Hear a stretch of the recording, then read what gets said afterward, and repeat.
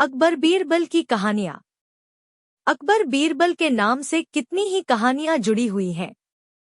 इनमें कितनी सच्ची हैं और कितनी मनगढ़ंत कोई नहीं बता सकता।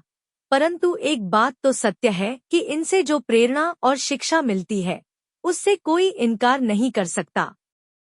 इनसे बीरबल की हाजिर जवाबी और बुद्धि का हमें पता चलता है। इनकी प्रासंगिकता हमेशा बनी रहेगी। जब बादशाह अकबर ने बीरबल से पूछा, इस समय लोगों के मन में क्या है? बादशाह अकबर का दरबार लगा हुआ था। सभी दरबारियों में आपस में कुछ खुसर पुसर चल रही थी। तभी एक सभासद ने बादशाह अकबर से पूछा, हुजूर, ऐसा कौन सा प्रश्न है जो केवल बीरबल बता सकता है, हम नहीं? सभासद की बात सुनकर बादशाह अकबर पहले थोड़ा शांत हो गए, फिर कुछ देर बाद कहा, अच्छा बताओ, इस समय दरबार में बैठे लोगों के मन में क्या चल रहा है? अकबर की बात सुन वह सभासद बोला, जहांपना, लोगों के मन में क्या है, यह तो सिवाय खुदा के और कोई नहीं बता सकता। अगर बीरबल बता दे तो हम जाने। बादशाह ने उसी समय बीरबल को बुलाने का हुक्म दिया। बड़े ही अदब से बीरबल दरबार में पेश हुआ। उसके सामने भी बादशाह ने यही प्रश्न दोहराया, बताओ, इस समय दरबार में बैठे सभी लोगों के मन में क्या चल रहा है? बीरबल ने फौरन दरबारियों की तरफ देखते हुए कहा, हुजूर, इस समय तो सबके मन में एक ही बात है कि यह दरबार सदा इसी तरह भरा रहे और बादशाह सलामत हमेशा स्वस्थ और जिंदा रहे। बीरबल का जवाब सुनकर सभी दरबारी एक दूसरे का मुंह ताकने लगे और फिर सभी दरबारियों ने बीरबल की बात को मान लिया, क्योंकि मना करने पर मौत किसको बुलानी थी। बेचारा सभासद बादशाह के सामने सिर झुकाए बैठा रहा। बादशाह अकबर बीरबल का ऐसा जवाब सुनकर बड़े प्रसन्न हुए और बदले में उसे इनाम दिया। बीरबल और तानसेन का झगड़ा। बादशाह अकबर के 9 रत्नों में से 2 रत्न बीरबल और तानसेन में एक बार किसी बात को लेकर विवाद हो गया। विवाद इतना बढ़ गया कि दोनों में से कोई भी पीछे नहीं हटना चाहता था। जब विवाद का कोई हल नहीं निकला तो दोनों बादशाह की शरण में गए। बादशाह को अपने दोनों ही रत्न बहुत प्यारे थे, इसलिए वो किसी को भी नाराज नहीं करना चाहते थे। उन्होंने किसी और से फैसला कराने की राय दी। बीरबल ने पूछा, हुजूर, जब आपने किसी और से फैसला कराने की राय दी है तो कृपा करके ये भी बता दें कि हम किस महान व्यक्ति से अपना फैसला कराएं। तब महाराज ने महाराणा प्रताप का नाम सुझाया और कहा, मुझे पूरा यकीन है कि वो तुम्हारी मदद जरूर करेंगे। बादशाह अकबर की सलाह पर दोनों महाराणा प्रताप से मिले और अपना अपना पक्ष रखा। दोनों की बातें सुनकर महाराणा प्रताप सोच में पड़ गए। तभी तानसेन ने अपनी मधुर आवाज में रागिनी गानी शुरू कर दी, जिसे सुनकर महाराणा प्रताप मदहोश होने लगे।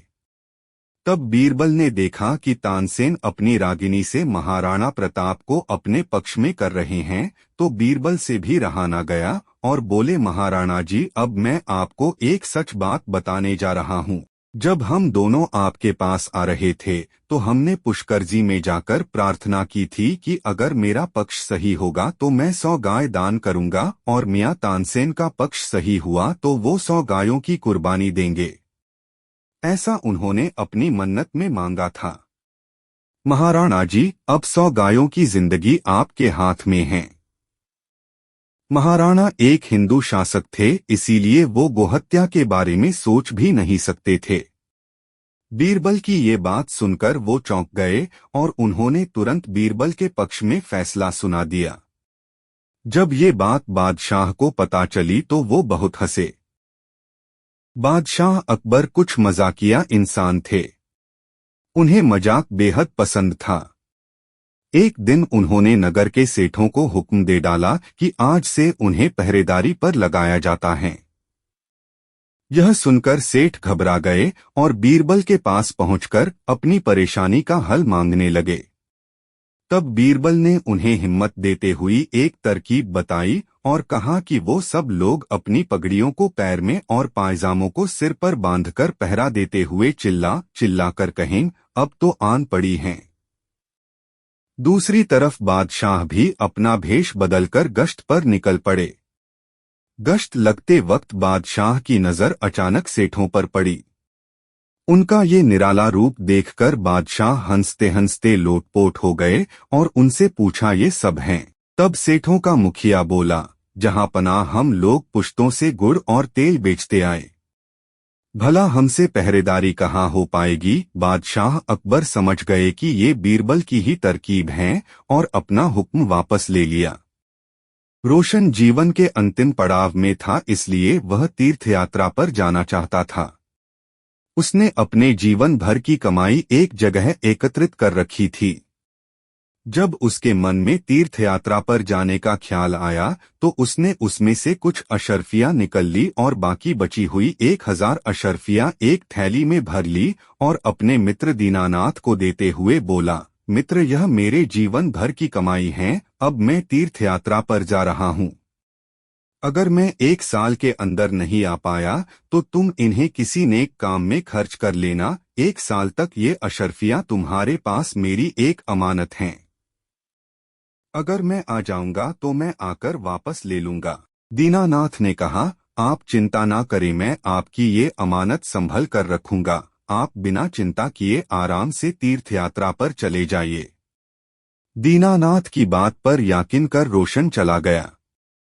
इतना सारा धन देखकर दीनानाथ का मन बदल गया और उसने उन सारी अशर्फियों को हजम करने की ठान ली। 1 वर्ष बाद जब रोशन तीर्थयात्रा से वापस आ गया और दीनानाथ के पास अपना धन लेने गया तो दीनानाथ ने धन देना तो दूर रोशन को पहचानने से भी इनकार कर दिया और उसे बेइज्जत करके घर से भगा दिया। बेचारा गरीब रोशन अपने दोस्त की इस हरकत पर यकीन ही नहीं कर पा रहा था, लेकिन रोशन ने भी हार नहीं मानी और अपना धन दीनानाथ से लेने के लिए उसने बादशाह अकबर के दरबार में न्याय के लिए गुहार लगाई। अब दीनानाथ को भी दरबार में बुलाया गया, लेकिन दीनानाथ अभी भी रोशन को पहचानने से इनकार कर रहा था। रोशन के पास अपनी बात को साबित करने के लिए ना तो कोई गवाह था और ना ही कोई सबूत। सच्चाई का पता करने के लिए बादशाह ने ये मामला बीरबल को सौंप दिया। बीरबल ने दोनों से दोबारा पूछताछ की, लेकिन दीनानाथ अपनी बात पर अटल रहा। बीरबल ने रोशन से पूछा, तुमने किसके सामने अपना धन दीनानाथ को दिया था? हुजूर, बस एक आम के पेड़ के नीचे मैंने धन दिया था और कोई गवाह नहीं था। इसका मतलब तुम्हारा गवाह आम का पेड़ है। जाओ तो उस आम के पेड़ से कहो कि वो तुम्हारे पक्ष में गवाही दे। अगर वो ना माने तो उसकी मिन्नतें करना, लेकिन पेड़ को गवाही के लिए लेकर आना, तभी तुम्हारा धन तुम्हें वापस मिल सकता है। बेचारा रोशन बड़बड़ाता हुआ चला गया। पेड़ भी भला गवाही दे सकता है। दीनानाथ और बीरबल महल में ही रोशन का इंतजार करने लगे। जब कुछ समय गुजर गया तो बीरबल बोला, अब तक तो रोशन आम के पेड़ के पास पहुंच गया होगा और उससे मिन्नतें कर रहा होगा। तभी दीनानाथ बोला, रोशन तो वृद्ध आदमी है, वो इतनी जल्दी वहां नहीं पहुंच सकता, अभी तो उसे काफी समय लग जाएगा क्योंकि वहां का रास्ता भी साफ नहीं है। बीरबल शांत होकर रोशन का इंतजार करने लगे। बहुत देर बाद रोशन महल में आया और बोला, महाराज, मैंने पेड़ से बहुत मिन्नतें की लेकिन वो वही का वही खड़ा रहा। अब आप ही बता दीजिए मैं क्या करूं? बीरबल ने रोशन को आश्वासन देते हुए कहा, तुम चिंता मत करो, पेड़ तुम्हारे पक्ष में गवाही देकर चला गया है। दीनानाथ ने आश्चर्यचकित होकर पूछा, पेड़ कब आया? मैं तो कब से यही बैठा हुआ हूँ। बीरबल बोले, दीनानाथ, जब मैंने तुमसे पूछा था कि रोशन उस पेड़ के पास पहुंच गया होगा तो तुमने तुरंत इनकार कर दिया। इसका मतलब कि तुम उस जगह के बारे में अच्छी तरह जानते थे, लेकिन तुम झूठ बोल रहे थे। अब तुम सीधे सीधे अशर्फियों के बारे में बताते हो या मैं अपने तरीके से पूछूं? बेचारे दीनानाथ ने डर के मारे सब कबूल कर लिया। उसने रोशन से माफी मांगकर उसका सारा धन वापस कर दिया। माली और मटका चोर।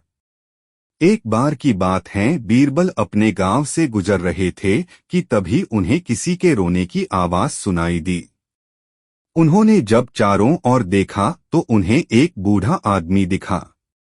बीरबल ने उसके पास जाकर देखा तो पता चला कि ये तो राजा अकबर के बगीचे में काम करने वाला माली है। बीरबल ने उससे उसके रोने का कारण पूछने पर पता चला कि शाही बगीचे में आम के पेड़ की जड़ के नीचे उनके जीवन भर की कमाई का मटका रखा हुआ था, जो कि अब वहां नहीं है। बीरबल ने उनकी बात सुनी और फिर कहा, आप चिंता न करें, आपका मटका आपको मिल जाएगा। इतना कहकर बीरबल वहां से चले गए और सोचने लगे कि आखिर मटका कौन निकाल सकता है, क्योंकि उस बगीचे में माली, जिसका मटका चोरी हुआ, राजा अकबर और बीरबल ही जा सकते हैं। इन तीनों के सिवाय उस बगीचे में और किसी को जाने की अनुमति नहीं है। बहुत सोचने पर बीरबल को याद आया कि जड़ी बूटी लेने के लिए कहीं शाही हकीम तो बगीचे में नहीं आए। इसका पता लगाने के लिए बीरबल ने अकबर से कहकर हकीम को महल में बुलवाने को कहा। हकीम को महल में आने का आदेश दे दिया गया। हकीम के महल में आने से पहले बीरबल ने महल में मौजूद मंत्रियों से पूछा कि कौन कौन हकीम जी से अपना इलाज करवा रहा है। तब एक मंत्री ने बताया कि उसको दस्त लग गए थे, जिसका इलाज हकीम जी कर रहे हैं। दस्त के लिए उन्होंने आम के पेड़ की जड़ से बनी दवाई दी है। हकीम जी महल में पहुंच जाते हैं तो बीरबल उनसे कहते हैं, हकीम जी, मुझे दस्त की परेशानी हो गई है, इसके लिए आपके पास कोई दवाई हो तो मुझे दे दीजिए, जिससे कि ये जल्दी से जल्दी ठीक हो जाए। इतना सुनकर हाकिम जी बोले, मेरे पास एक ऐसी दवाई है जिससे कि आपके दस्त ठीक हो जाएंगे। मैंने ये दवाई मंत्री को भी दी थी, लेकिन ये दवाई कवेल शाही बगीचे में लगे आम के पेड़ की जड़ से ही बन सकती है। जैसे ही हकीम जी ने ये कहा, बीरबल तुरंत समझ गए कि मटका इन्होंने ही निकाला है। Gold coin pot. Gold coin pot. Birbal ने कहा, अब आप सिक्कों से भरे मटके के बारे में खुद बताएंगे या हम अपने तरीके से पूछें? हकीम ने कहा, हुजूर, मुझे माफ कर दीजिए, मुझे लगा ये मटका बहुत पहले का दबा हुआ है, इसलिए मैंने उसे निकाल लिया। अकबर ने बीरबल की तारीफ करते हुए कहा, तुमने आज फिर अपनी बुद्धिमानी से मटका चोरी करने वाले को पकड़ लिया। मटका चोरी करने की वजह से अकबर ने हकीम से शाही पद छीनने का आदेश दिया, लेकिन बीरबल ने कहा, इन्होंने तो सच बता दिया था, इसलिए इन्हें सजा नहीं मिलनी चाहिए। जिस माली का मटका चोरी हुआ था उसे महल में बुलाया गया और उससे पूछा कि मटके में क्या था। माली ने बताया, 120 सोने के सिक्के। बीरबल ने कहा, ये आपकी गलती थी कि आपने मटके को जमीन में छुपाया, इसलिए आपके मटके में से 10 सिक्के हकीम जी की सच्चाई के लिए इन्हें दिए जाते हैं, ताकि आगे से कोई ऐसी गलती न करे। बीरबल का ये तर्क सुन राजा अकबर बहुत खुश हुए। घड़े में बुद्धि। एक बार श्रीलंका के राजा ने अपने दूत को राजा अकबर के दरबार में भेजा और उससे कहा कि वह राजा अकबर से कहे कि हमें एक घड़े में बुद्धि भरकर भेज दें। दूत ने अपने राजा के कहे अनुसार अकबर से कहा, महाराज, आपके महल में बहुत से बुद्धिमान लोग अपनी बुद्धिमता के लिए विख्यात हैं, इसलिए हमारे महाराज ने आपके महल से एक घड़े में बुद्धि मांगी है। दूत की ये बात सुन महल में बैठे सभी मंत्री और राजा दूत को आश्चर्य से देखने लगे और पूरे दरबारी और मंत्री एक दूसरे से बातें करने लगे कि ये कैसा निवेदन है। इतने में राजा अकबर ने दूत से कहा, क्या श्रीलंका के राजा हमें पागल बनाना चाहते हैं? ऐसा कैसे हो सकते हैं? घड़े में बुद्धि कैसे जा सकती है? श्रीलंका का दूत। श्रीलंका का दूत। राजा अकबर की बात सुनकर बीरबल बोले, महाराज, हम घड़े में बुद्धि भेज देंगे मगर उसमें कुछ समय लगेगा। दूत ने कहा, ठीक है, हम इंतजार कर लेंगे, लेकिन बुद्धि घड़े में ही देनी पड़ेगी। बीरबल ने घर जाकर अपने सेवक से छोटे मुहर वाले घड़े लाने को कहा। सेवक 1 दर्जन घड़े लेकर आ गया। फिर उन्हें ऐसे खेत में ले जाया गया जहां पर कद्दू लगे थे। बीरबल भी उस खेत में पहुंच गए और छोटे छोटे कद्दू ढूंढकर उन्हें घड़े के अंदर डाल दिया और खेत के किसान को आदेश दिया कि इन घड़ों को जब तक न छेड़ा जाए जब तक कि वो खुद आदेश ना दे दें। कुछ दिनों बाद बीरबल से बुद्धि के घड़े के बारे में पूछा गया तो बीरबल ने कहा, महाराज, अभी घड़ों में बुद्धि भरने में कुछ सप्ताह का समय और लगेगा, जब तक घड़े में बुद्धि अच्छी तरह भर जाएगी। कुछ सप्ताह बाद बीरबल घड़े की जांच करने गए तो उन्होंने देखा कि कद्दू अब बिल्कुल घड़े के आकार के हो चुके हैं। तो बीरबल ने अपने सेवक से सावधानी पूर्वक उन घड़ों को पौधों से अलग करने के लिए कहा और उन्हें दरबार में पहुंचाने का आदेश दिया। अकबर का दरबार। बीरबल के कहने पर श्रीलंका के दूत को दरबार में बुलाया गया। बीरबल ने उसमें से एक घड़ा उठाकर दूत को दे दिया। घड़ा कपड़े से ढका हुआ था। घड़ा देते वक्त बीरबल ने दूत से कहा, अपने महाराज से कहना कि बुद्धि निकालकर हमारा घड़ा हमें ऐसे ही लौटा दिया जाए और वो कहीं से टूटे फूटे ना, नहीं तो बुद्धि का फल लाभकारी नहीं होगा। यह बात सुनकर दूत ने बड़ी जल्दी घड़े के अंदर देखा और पीछे हट गया। बीरबल ने अपनी बात को पूरी करते हुए कहा, अपने महाराज से ये भी कहना कि हमारे पास ऐसे और भी घड़े हैं, अगर उन्हें जरूरत हो तो शीघ्र ही मंगा लें, नहीं तो क्या पता कोई जरूरतमंद उन्हें मंगा लें। दूत ने सोचा कि उसके महाराज को इन्हें ऐसी चुनौती नहीं देनी चाहिए थी क्योंकि बीरबल ने उन्हें अपनी बुद्धि द्वारा पराजित कर दिया था। यह सोचते हुए दूत ने चुपचाप घड़ा उठाया और वहां से चला गया। दूत के जाने के बाद राजा अकबर ने भी बुद्धि के घड़े को देखने की इच्छा जताई तो बीरबल ने उन्हें वो घड़ा दिखाया। घड़ा देखते ही राजा हंस पड़े क्योंकि उसके अंदर कद्दू था। राजा अकबर ने कहा, बीरबल, तुमने श्रीलंका के राजा को सच में ऐसी बुद्धि भेजी है जिसे वो जिंदगी भर नहीं भूल पाएंगे। झूठा कौन? तेलिया कसाई। एक बार बादशाह अकबर दरबार में बैठे राजकाज की चर्चा में व्यस्त थे कि अचानक दरबान ने आकर बताया, महाराज, महल के बाहर 2 व्यक्ति एक थैली के ऊपर झगड़ा कर रहे हैं। बादशाह ने दोनों को अंदर बुलवाया और उनकी समस्या के बारे में पूछा। तभी उनमें से एक व्यक्ति बोला, हुजूर, मेरा नाम काशी है और मैं तेल बेचता हूँ। एक दिन यह व्यक्ति मेरी दुकान पर तेल लेने के लिए आया था और तभी मौका पाकर अशर्फियों से भरी मेरी थैली भी अपने साथ ले गया। जब मैंने इससे उस थैली के बारे में पूछा तो यह उस थैली को अपनी थैली बताने लगा। अब तो हुजूर आप ही न्याय करें। बादशाह अकबर ने कसाई से पूछा, तुम्हें इस बारे में कुछ कहना है? जहां पनाह, मैं रमजान कसाई हूँ। जब यह आज मेरी दुकान पर आया तब मैं आज के बिके हुए मांस से आई अशर्फियों को गिन रहा था कि इसने मेरे हाथ से थैली छीन ली और अब उसे अपनी बता रहा है। हुजूर, मैं गरीब आदमी हूँ, आप मेरी अशर्फियों की थैली मुझे वापस दिलवा दीजिए। दोनों का पक्ष सुनकर बादशाह सोच में पड़ गए कि आखिर सही कौन है, किसके हक में फैसला सुनाए। तब उन्होंने बीरबल से सच पता लगाने के लिए कहा और उन दोनों को बाहर भेज दिया। बीरबल ने सेवक से एक कटोरे में पानी लाने को कहा और थैली में से कुछ अशर्फियां निकाली। जब सेवक पानी ले आया तो बीरबल ने वो अशर्फियां उस पानी में डाल दी और फिर बादशाह से कहा, हुजूर, ये अशर्फियां तो कसाई की हैं क्योंकि इन्हें पानी में डालने पर तेल का कोई भी कण नहीं दिख रहा। अगर ये अशर्फियां तेली की होती तो इन पर थोड़ा बहुत तेल जरूर लगा होता। बीरबल की बात से बादशाह अकबर भी पूरी तरह सहमत हो गए। दोनों को फिर से दरबार में बुलाया गया। बीरबल ने तेली से कहा, तुमने झूठ बोला है, यह थैली तुम्हारी नहीं रमजान कसाई की है। लेकिन तेली अभी भी उस थैली को अपनी बता रहा था।